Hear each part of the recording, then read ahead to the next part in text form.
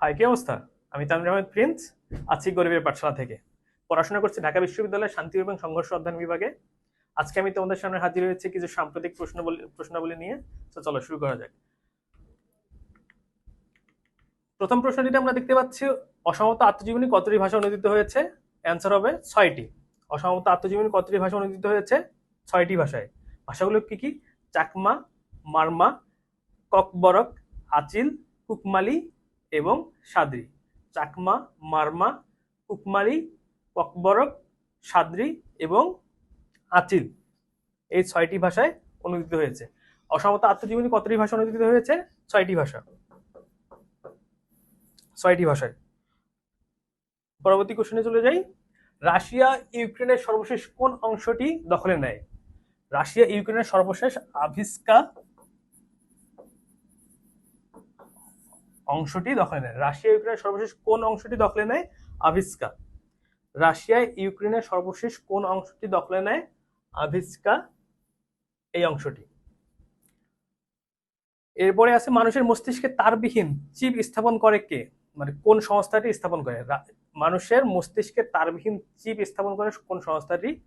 এটা হবে নিউরালিঙ্ক। কোন সংস্থা? নিউরালিঙ্ক। মানুষের মস্তিষ্কে তারবিহীন চিপ স্থাপন করে কোন সংস্থাটি? নিউরালিঙ্ক। এরপরে আছে, গুগলের তৈরি এআই কোনটি? গুগলের তৈরি এআই কোনটি? গুগলের তৈরি এআই হচ্ছে জেমিনি। গুগলের তৈরি এআই কোনটি? জেমিনি। এটিকে চ্যাট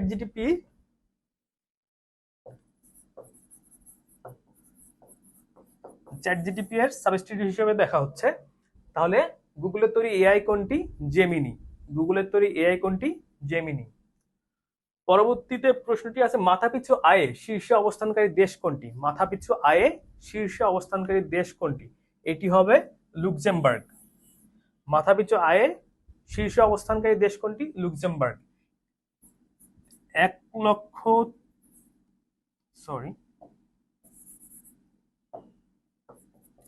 1,30,420 ইউএসডি হচ্ছে পার ক্যাপিটা ইনকাম ওদের। পার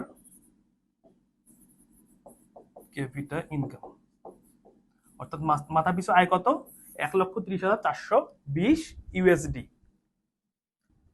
আজকে এই পর্যন্তই। তোমাদের সাথে আবার দেখা হবে ইনশাল্লাহ। সেই পর্যন্ত ভালো থাকো।